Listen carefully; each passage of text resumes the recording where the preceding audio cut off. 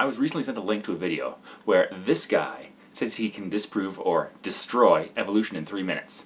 If you can do that, great. Call the Nobel Committee. You've just upset the cornerstone of our understanding of the natural world. Anyway, let's see what he has to say. And since he said he can do it in 3 minutes, let's start the timer now.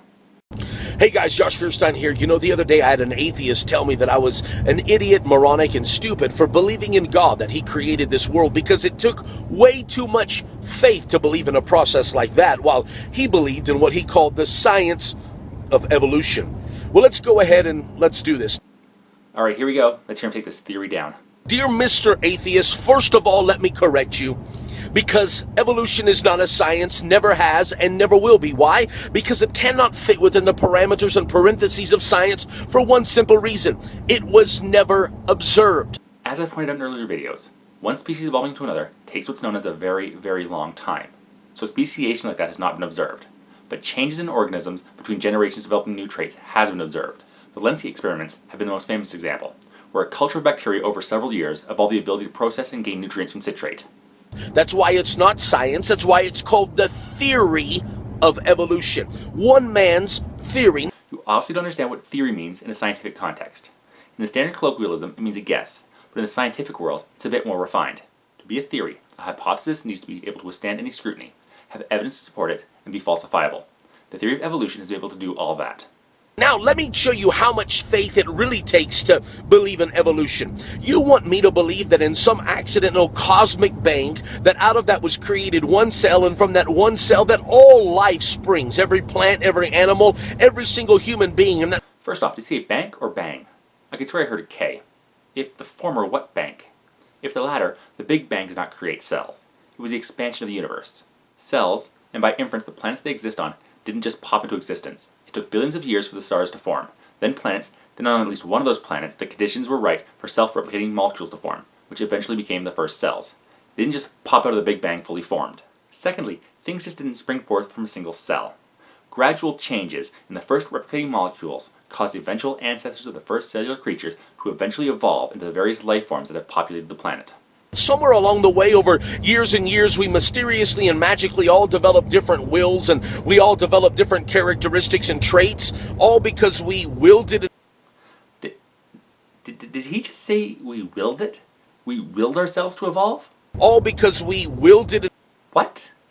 No, willing has nothing to do with it. As creatures mutated, minuscule changes resulted in organisms that were better able to survive and pass on those better changes.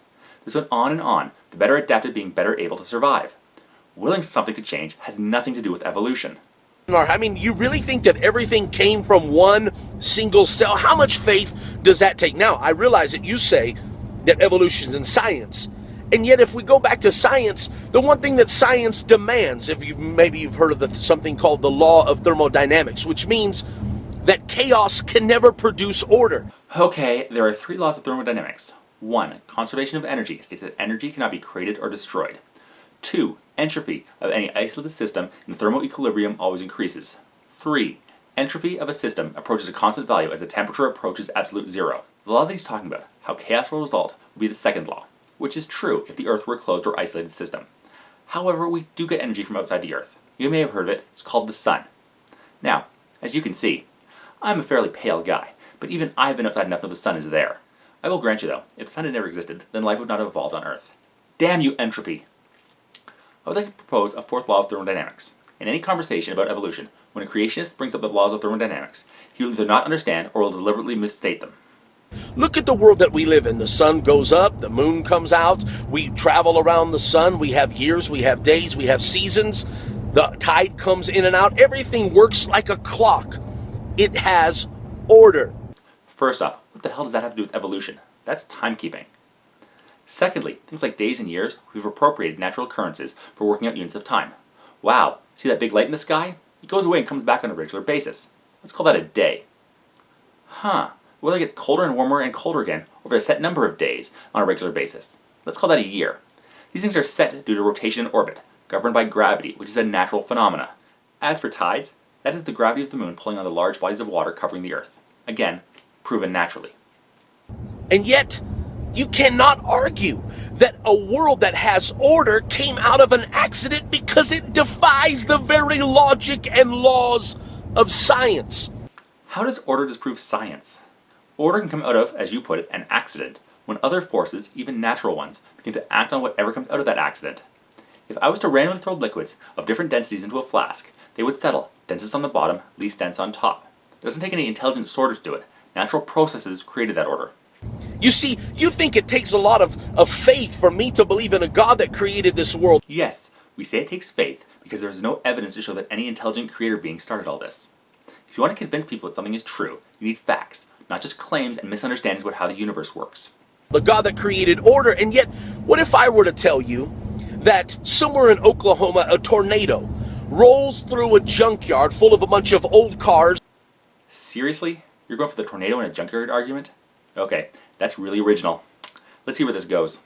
And somewhere on the other side of that tornado, out of that junk pile, it magically produces a perfectly red, shiny, working Lamborghini. Well, he used the end result as a Lamborghini. That's different from the usual end result of a working 747. That's at least somewhat original, I guess. You would tell me I was nuts. You would tell me that I had lost it. You would probably try to admit me into the psychiatric ward. Why? Because that is absolutely stupid. I mean, how much faith would it really take to believe something as idiotic as that? And yet that's exactly what science believes. Alright, so your argument is that a tornado, like evolution, will mix everything up to make all the life forms in the world today? That is not in any way what evolution is. There is no method of reproduction in a junkyard. There is no natural selection in a tornado. Evolution is not a random process. It takes a random event, mutations in offspring, and with a natural explanation that creatures that are better able to survive will survive better, will result in the diversity of life. Science believes that in this accident came this perfectly working earth with human life and with people and animals and plants and seasons and days and hours and rotates. I mean, the atmosphere, everything in earth was created perfectly. No, the Earth wasn't created perfectly. We, and all the other organisms that evolved in our world, evolved to fit in it best we could in the environment we find themselves in. Let me give you an example.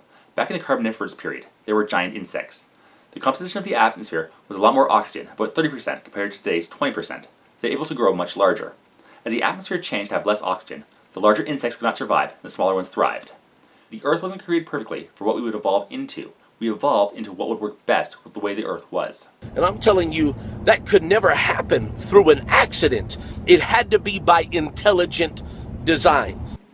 Just because you can't conceive of how natural forces can create order, or how we evolved into beings that were able to adapt to the world around us, rather than have the world created for us, does not mean your ignorance gets to trump the scientific community. So, dear Mr. Atheist, who really has to have a lot of faith today to believe in their theory? I believe in God because I've experienced Him. I've felt Him. Great. So you have proof of this God? Please share with the rest of us this evidence. If you have proof that God exists, then none of us would need faith. We would have something we could turn to show that God exists. Please share this with us. But most of all, while driving through Yellowstone and Montana and so many of these natural reserves this week and looking at animals and looking at life, I don't know. I just can't look at all of that creation and say that it was an accident. I have to say that creation has a creator. Again, evolution is not an accident. It is the natural outcome of mutation in replicating organisms and survival of those organisms that fit best in the environment, leading to the diversity of an ecosystem. We could say that the first replicating molecules were accidental, but given the billions and billions of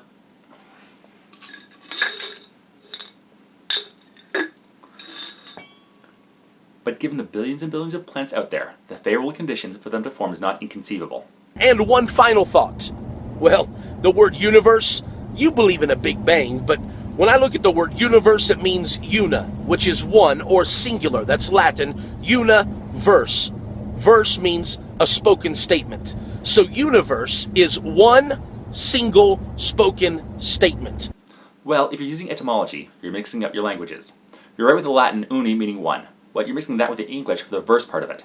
And just because you play word games with the thing does not imply it takes on the meaning of those words. This is my pet rock. I've named him Bob. That does not mean he is naturally buoyant. Plus, the origin of the word universe comes from the Latin universum, meaning all things, which is what the universe contains. Everything. I dare you to read Genesis 1. And in the beginning God said, let there be.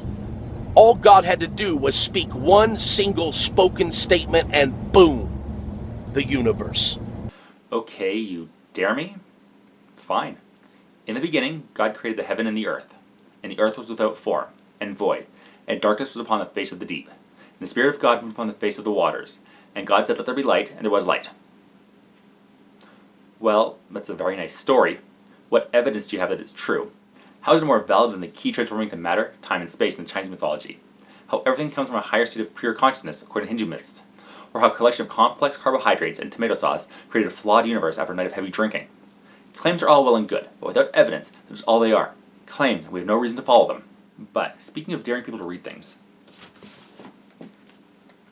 give this one a shot. God bless. I dare you, if you believe in God, if you believe that all of this stuff is nonsense and you have enough faith to stand up and say, I still believe in creationism, I still believe in a God that reigns above all, then I ask you to take a moment and click share. Click share below or on the side of this video. And if you're not my friend already on Facebook, click my name at the top of this video and let's be friends. But guys, it's time for us to stand up, get loud, and get proud. Why do we let evolutionary, quote-unquote, science work its way into middle schools and preschools and colleges and universities around the world? That's nonsense. We let it into our schools, because even with your ignorance and rambling, the theory of evolution is scientific. The theory of evolution is the best explanation for the diversity of life. The evidence confirms it, nothing has falsified it, and the majority of scientists agree with it. If you want it taken out of the syllabus, find some evidence to disprove it. It will be a world changer, so please present this evidence to the scientific community. It takes too much faith to believe that junk. It's not faith that causes people to believe in evolution. I believe the theory of evolution is true because it is the best explanation for the diversity of life and has mountains of evidence to back it up.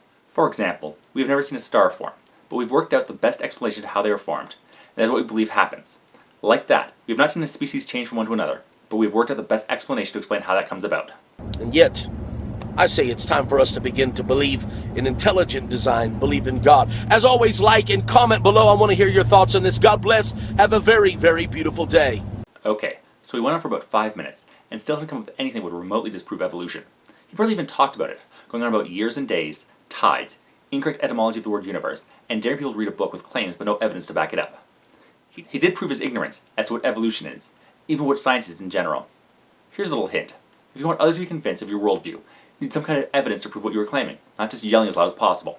As always, if anybody out there has come across more posts you think I've enjoyed deconstructing, please send me a message and a link.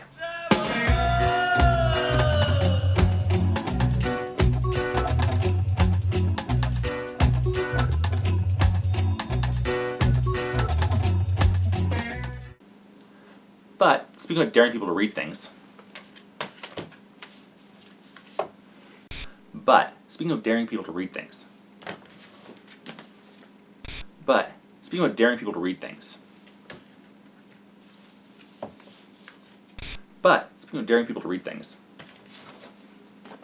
speaking about daring people to read things,